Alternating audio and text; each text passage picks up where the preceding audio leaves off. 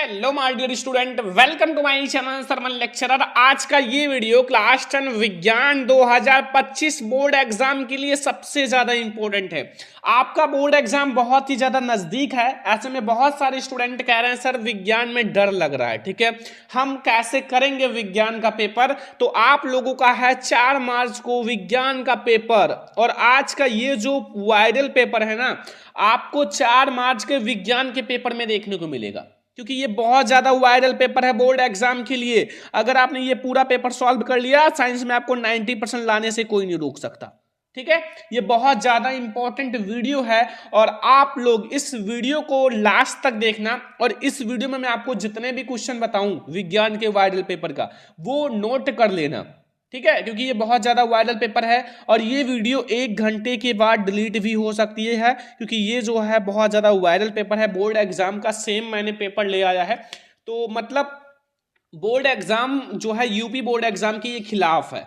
तो अगर ये बोर्ड एग्जाम के जो यूपी बोर्ड एग्जाम के अधिकारी हैं वो डिलीट करवा सकते हैं, या फिर मुझे ही डिलीट करना पड़ जाएगा। तो अगर डिलीट हो जाता है तो आप लोग हमारे किसी दूसरे वीडियो में आप कमेंट करना पीडीएफ। तो जैसे आप पीडीएफ कमेंट करोगे, मैं इसका पीडीएफ प्रोवाइड कर दूंगा आप लोगों को। लेकिन ये पीडीएफ आप किसी भी फ्रेंड्स के साथ शेयर मत करना प्लीज, क्योंकि वो मेरे लिए खतरा हो सकता है और आप लोगों के लिए ही मैं इतना खतरा उठा रहा हूं। ठीक है, तो प्लीज आप लोग ध्यान दो, और आप लोग जब पेपर देकर आना एक एक क्वेश्चंस को मिला लेना बैठ के, तब आप इस वीडियो को लाइक करना। अभी लाइक करो या ना करो, अगर आप हमसे प्यार करते हो तो लाइक कर देना, ठीक है, या फिर जब आप पेपर देकर आओगे तब आप एक एक क्वेश्चन मिला लेना।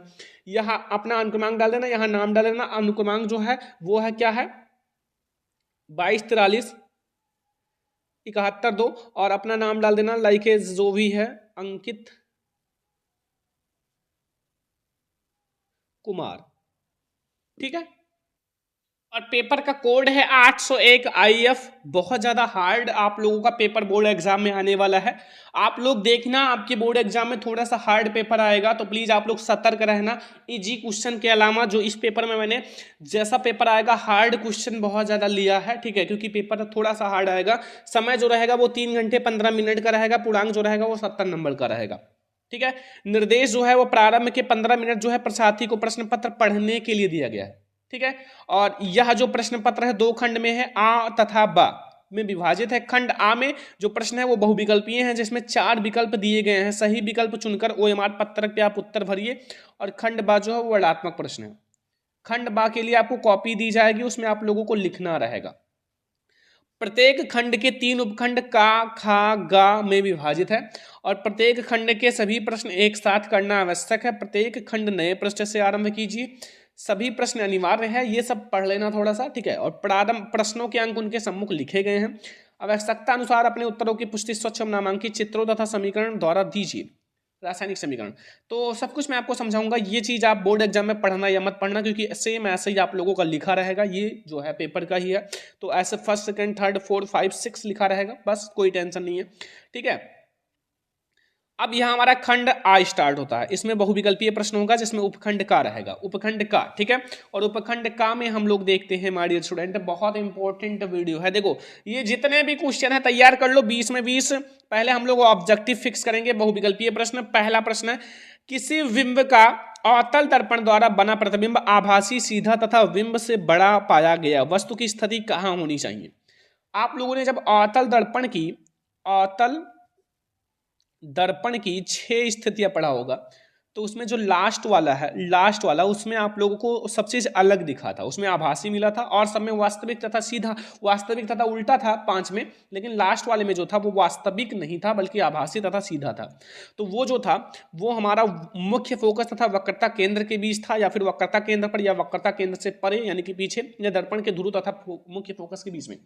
तो वो जो था वो दर्पण के ध्रुव तथा मुख्य फोकस के बीच में था, यानी कि हमारा डी वाला ऑप्शन बिल्कुल सही है।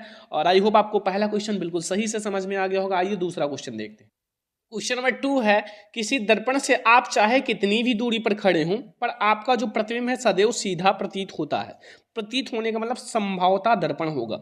केवल समतल या केवल अवतल या केवल उत्तल या समतल या उत्तल दोनों। देखो उत्तल और समतल दोनों हो सकता है, क्योंकि सीधा जो है हमारा समतल में जरूर हमेशा सीधा बनता है और उत्तल में भी बनता है, तो इसलिए हमारा समतल तथा उत्तल हो जाएगा, ठीक है। चाहे आपका समतल हो या उत्तल हो। अगला क्वेश्चन नंबर 3 है, अस्पष्ट दृष्टि की न्यूनतम दूरी होती है 25 सेंटीमीटर, 100 सेंटीमीटर, 50 सेंटीमीटर, इनफाइनाइट। तो अस्पष्ट दृष्टि की जो न्यूनतम दूरी होती है वो हमारा 25 सेंटीमीटर होता है। कितना? 25 सेंटीमीटर। पूरा क्वेश्चन ध्यान से समझ लो। 4 मार्च को आप लोगों का विज्ञान का पेपर है, एक ही प्रश्न छोड़ के नहीं आना, 70 में 70 करके आना है और 65 लेकर आना है, ठीक है।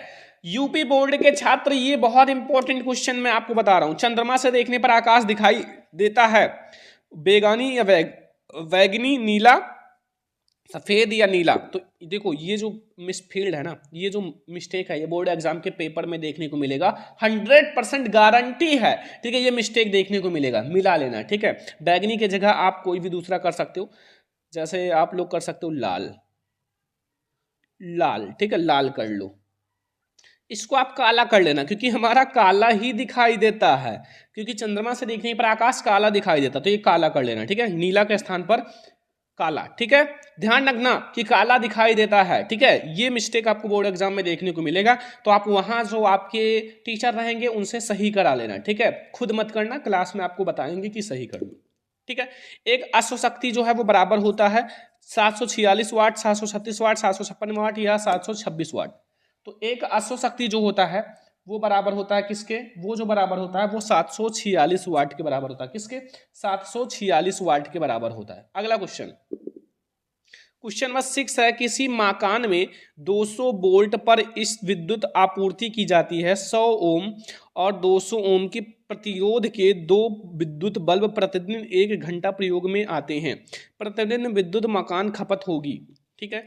ऑप्शन नंबर ए है 60 वाट घंटा, या बी है 600 वाट घंटा, या सी है 300 वाट घंटा, या फिर 900 वाट घंटा।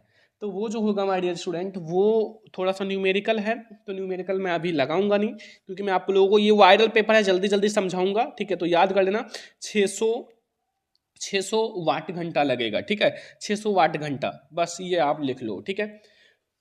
तो ये हमारा है क्वेश्चन नंबर 6। और क्वेश्चन नंबर 7 पे आ जाओ। क्वेश्चन नंबर 7 है, किसी विद्युत धारावाही सीधी लंबी परिनालिका के भीतर चुंबकीय क्षेत्र होता है, वो क्या बताओ, शून्य होता है, या इनके जो है सिरे की ओर जाने पर घटता है, या सिरों की ओर जाने पर बढ़ता है, या सभी बिंदु पर समान? तो सभी बिंदु पर समान होता है, ठीक है। अब हमारा उपखंड खा शुरू होता है माय डियर स्टूडेंट। उपखंड खा, उपखंड खा जो होगा वो हमारा होगा माय डियर स्टूडेंट केमिस्ट्री से 8वां लेड नाइट्रेट का सूत्र होता है। लेड नाइट्रेट का सूत्र क्या होता है? एक एक नंबर का सारा ऑब्जेक्टिव तैयार कर लो, क्योंकि जब तक तोड़ेंगे नहीं तब तक छोड़ेंगे नहीं। यूपी बोर्ड एग्जाम में हमें सरवन लेक्चरर का ही टॉपर चाहिए, ठीक है। टॉपर जो हो वो सरवन लेक्चरर का हो, इसलिए मैं ये पेपर अपनी खतरे पर ला रहा हूं आप लोगों के लिए, ठीक है। तो PvNO3 या फिर PvNO3 का होल ट्वाइस, या PvNO2 का होल ट्वाइस, या फिर हमारा PvO। तो लेड नाइट्रेट का सूत्र क्या होता है? लेड नाइट्रेट का सूत्र होता है PvNO3 का होल ट्वाइस, ठीक है। 9 नंबर क्वेश्चन आ जाओ। धावन सोडा का रासायनिक नाम होता है, ये भी 1 नंबर का है, sodium chloride, sodium carbonate, sodium bicarbonate, sodium hydroxide.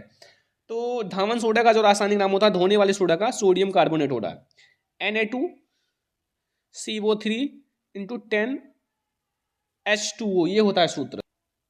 अगला क्वेश्चन नंबर 10 है कि निम्न में से कौन सा युगल विस्थापन अभिक्रिया प्रदर्शित करता है? NaCl विलयन एवं कॉपर धातु, MgCl2 विलयन एल्यूमिनियम धातु, AgNO3 विलयन एवं कॉपर धातु, FeSO4 विलयन एवं सिल्वर धातु। तो इसका हमारा कौन सा ऑप्शन सही होगा? Ag जो है, AgNO3 विलयन एवं कॉपर धातु, यानी कि हमारा सी वाला ऑप्शन बिल्कुल सही है। और बहुत इंपॉर्टेंट ये सारे क्वेश्चन हैं, और बहुत ज़्यादा आप लोगों के बोर्ड एग्जाम के लिए इंपॉर्टेंट। निम्नलिखित में से कौन सा धातु में से हाइड्रोजन विस्थापित करता है? तो वो जो होगा धातु अम्ल में से कौन, जो हाइड्रोजन के ऊपर होगा। तो इसमें हमारा ZnMg जो है वो हाइड्रोजन के ऊपर है, Pt नीचे है, Cu नीचे, Ag नीचे, Hg भी नीचे है, तो ये सब नहीं विस्थापित कर पाएंगे, ठीक है। ZnMg विस्थापित कर लेगा, ठीक है। और एसीटोन का IUPAC नेम, सबसे पहले एसीटोन का फार्मूला बताओ, फिर IUPAC नेम लिख पाओगे। तो एसीटोन का जो फार्मूला होता है वो होता है CH3COCH3, ठीक है। ये होता है एसीटोन का फार्मूला। अब इसमें कीटोन समूह है, कीटोन समूह में 1 2 3, यानी कि प्रोपेन में ओन जोड़ दो, प्रोपेनोन ये वाला, बी वाला से प्रोपेनोन, क्योंकि 3 कार्बन को हम लोग प्रोपेन कहते हैं, इसमें ओन जोड़ दो, प्रोपेनोन हो जाएगा। अगला 13 नंबर क्वेश्चन है, प्रयोगशाला में सर्वप्रथम किस कार्बनिक यौगिक का निर्माण हुआ? यूरिया, सोडियम क्लोराइड, ग्लूकोज या हाइड्रोजन क्लोराइड? तो यूरिया का सबसे पहले हुआ था, ये भी 1 नंबर का ऑब्जेक्टिव है। अब हमारा उपखंड गा स्टार्ट होता है, जो कि आपका बायोलॉजी से होगा, और इसमें हमारा पहला यानी कि 14 नंबर क्वेश्चन है, मानव हृदय में कक्षकों की संख्या होती है? 1 होता है, 2 होता है, 3 होता है, 4 होता है। तो मानव हृदय में 2 अलिंद होता है, 2 निलय होता है, बायां अलिंद, दायां अलिंद, बायां निलय, दायां निलय। तो ये 4 कक्षक होते हैं, ठीक है। 14 नंबर क्वेश्चन तक समझ में आ गया। 15 नंबर क्वेश्चन देख, क्वेश्चन नंबर 15 आप लोग ध्यान से समझो। पौधों में जो भोजन का स्थानांतरण होता है वो किसके द्वारा होता है? जाइलम के द्वारा, फ्लोएम के द्वारा, अमाशय द्वारा या मज्जा द्वारा? तो देखो, फ्लोएम मतलब फूड, एफ, और एफ का मतलब फ्लोएम, ठीक है। फ्लोएम, एफ मतलब फूड, और जा से, जे से जल, जा से जाइलम, जल का स्थानांतरण जल करता है, यानी कि जाइलम, ठीक है। मस्तिष्क उत्तरदायी है, मस्तिष्क किसके लिए उत्तरदायी है? सोचने के लिए, हृदय स्पंदन के लिए, सर्व संतुलन के लिए, उपयुक्त सभी। तो मस्तिष्क जो होता है उपयुक्त सभी, सोचने के लिए भी उत्तरदायी होता है, हृदय स्पंदन के लिए भी इंपॉर्टेंट होता है, शरीर का संतुलन बनाए रखने के लिए भी इंपॉर्टेंट होता है, उपयुक्त सभी। प्राग कोश के अंदर क्या होता है? प्राग कोश के अंदर परागकण होता है, अंडाशय होता है, अंडप होता है या वाहिदल? तो प्राग कोश के अंदर पराग कण होता है, ठीक है। पराग कोश के अंदर पराग कण होता है। नेक्स्ट क्वेश्चन 18 नंबर, मादा जनन तंत्र किस भाग के लिए लूप या कॉपर्टी का प्रयोग करते हैं? लूप या कॉपर्टी किसके लिए? जब गर्भ निरोध रोकना हो तो गर्भाशय के अंदर ही करेंगे ना, क्योंकि गर्भाशय में ही भ्रूण होता है, तो अंडाशय में नहीं करेंगे। और अंडवाणी योनि बनी, योनि नहीं, यानी कि गर्भाशय बिल्कुल सही है। 19 नंबर है, मेंडल ने अपना प्रयोग किस पौधे पर किया था? सरसों, बैगन, सरसों या फिर बैगन या फिर मटर या टमाटर? तो मटर पे किया था, सभी को पता है, क्योंकि इसके 7 बीप्रयासी लक्षण होते हैं, बीप्रयासी लक्षण होते हैं, इसलिए इस पर प्रयोग किया था। मेंडल ने अपनी प्रारंभिक शिक्षा कहां प्राप्त किया? मंदिर, स्कूल, गिरजाघर या गुरुकुल? तो मेंडल ने अपना प्रयोग जो है प्रारंभिक शिक्षा गिरजाघर में प्राप्त किया था। तो ये हमारे हो गए माय डियर स्टूडेंट 20 में 20 ऑब्जेक्टिव, और आई होप आपको बहुत अच्छे से समझ में आ गया होगा। बहुविकल्पीय प्रश्न, ऑब्जेक्टिव क्वेश्चन। आप लोग आपका 4 मार्च को है माय डियर स्टूडेंट पेपर, बहुत नजदीक है, और आप लोग अभी भी मेहनत नहीं करोगे, अभी भी सोओगे ना, तो कभी नहीं सफल हो पाओगे। ये आज आप पढ़ लो तो फिर कल आप आराम भी कर सकते हो, लेकिन आज आपने आराम कर लिया ना तो कल आप सुकून से आराम भी नहीं कर पाओगे, ठीक है। इतना टेंशन माइंड पे आ जाएगा, डिप्रेशन में चले जाओगे। तो पढ़ाई कर लो ना, आपके मम्मी पापा पढ़ा रहे हैं, मजदूरी कर रहे हैं, नॉन रोटी वो खा रहे हैं और आपकी फीस जमा कर रहे हैं, रिक्शा वो चला रहे हैं लेकिन आपकी फीस टाइम पे जमा कर रहे हैं, ठीक है। और खुद के लिए ना तो कपड़े लाते हैं, ना तो किसी भी त्योहार पे ना कपड़े लाते हैं, ना कुछ, वही पुराना कपड़ा, वही पुराना चप्पल पहन लेंगे, लेकिन आपके ड्रेस को एकदम अच्छा बनाएंगे, नया लाएंगे। आपके लिए शूज ठंडी में जरूरी है, स्वेटर जरूरी है, क्योंकि बच्चे को ठंडी ना लगे। तो प्लीज उनकी फीलिंग से मत खेलो, पढ़ लो पढ़ लो पढ़ लो, ठीक है। हमारी बात को समझो, तो प्लीज प्लीज पढ़ लो, ठीक है। अपनी मम्मी पापा के चेहरे को देखकर पढ़ लो, मेहनत कर दो, कोई नहीं काम आएगा एक दिन, ध्यान रखना।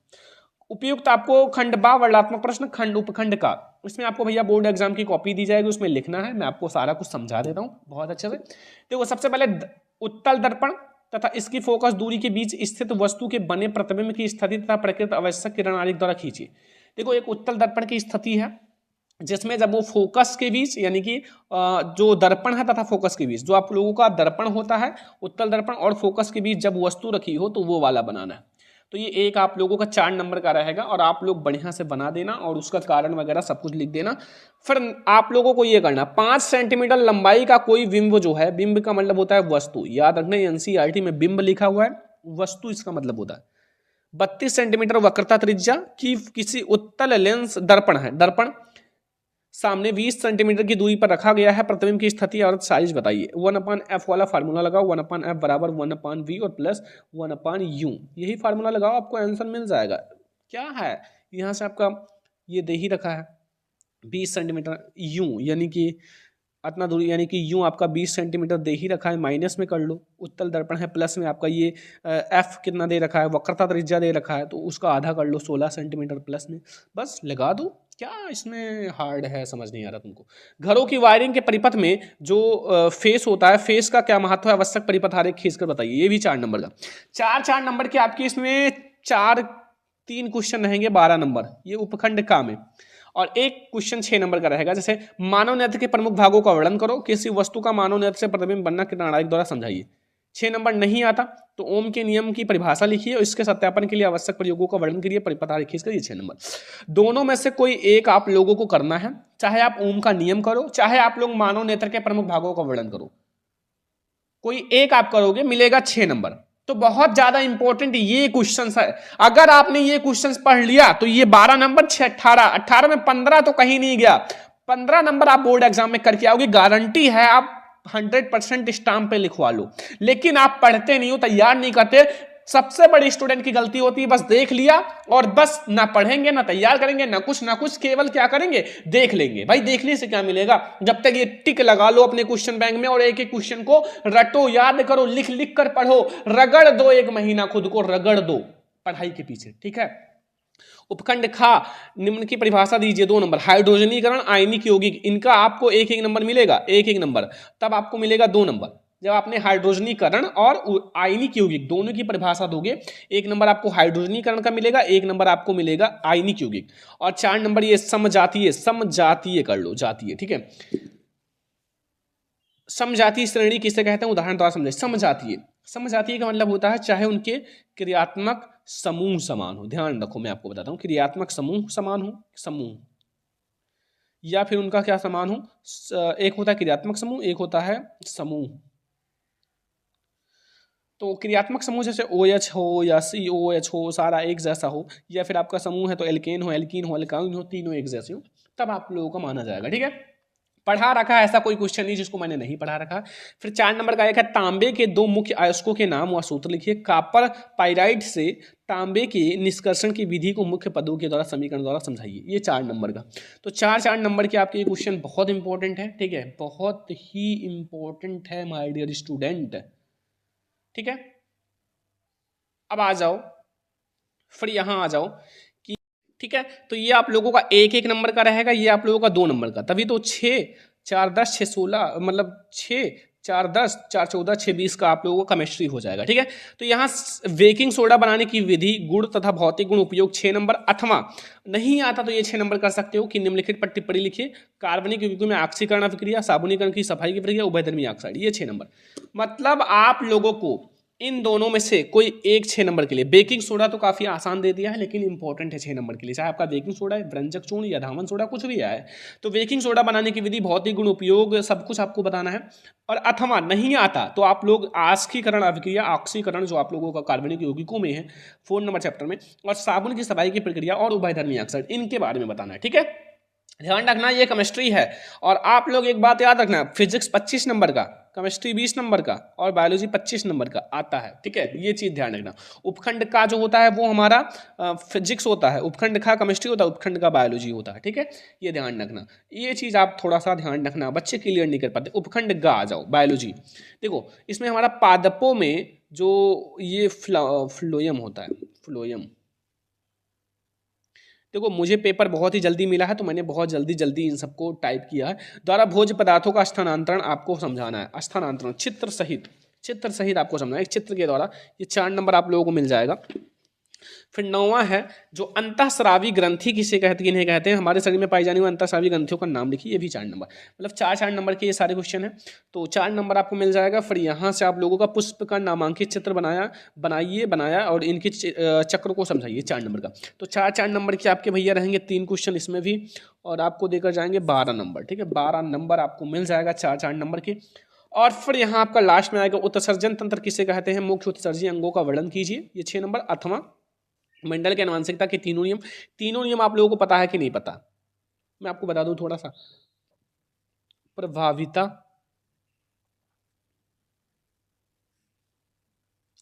का नियम, मंडल का 3 नियम था, बहुत इंपॉर्टेंट, ठीक है। देखो ये पेन थोड़ा सा नहीं चल रहा है तो दूसरा लेते हैं, प्रभाविता का नियम, ठीक है। फिर हमारा है, ये नियम भी पूरा काला कर दो, पृथक्करण का नियम,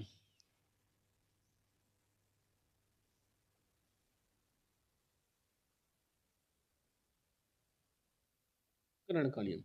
फिर तीसरा है स्वतंत्र अपविहवन का नियम।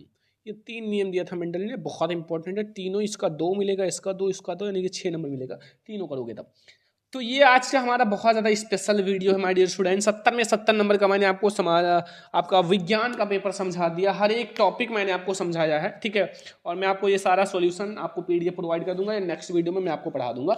ये विज्ञान का बहुत वायरल पेपर है, 4 मार्च को आप विज्ञान का पेपर देने वाले हो। ये पूरा पेपर तैयार कर लो, क्योंकि ये पेपर आपके बोर्ड एग्जाम में डायरेक्ट आने वाला है 4 मार्च के पेपर में। और अगर ये वीडियो 1 घंटे के बाद डिलीट हो जाती है तो सभी स्टूडेंट हमारे दूसरे वीडियो में, हिंदी का ऐसे मैंने आपको दिया है, इंग्लिश का भी दिया, तो उसमें कमेंट कर देना, मैं आपको वो पीडीएफ प्रोवाइड कर दूंगा। तो आज की वीडियो को इतना ज्यादा शेयर कर दो ना कि यूपी बोर्ड के हर एक स्टूडेंट देख सकें, हर एक स्टूडेंट ये वीडियो देख सकें। प्लीज आप लोग शेयर कर दो और इस चैनल को ज्यादा से ज्यादा सब्सक्राइब करो, वीडियो को शेयर करो, लाइक करो और पेपर दो। और हम आप लोगों के पेपर के लिए गॉड से, भगवान से गुजारिश करेंगे कि आप लोग सारे स्टूडेंट हमारे प्यारे प्यारे 90% लाएं। हर सोमवार, हर शनिवार, हर मंगलवार मैं आप लोगों के लिए पूजा करूंगा। तो प्लीज आप लोग लाइक शेयर एंड सब्सक्राइब कर देना। चलो हम लोग मिलेंगे नेक्स्ट इंपॉर्टेंट वीडियो में, तब तक के लिए जय हिंद।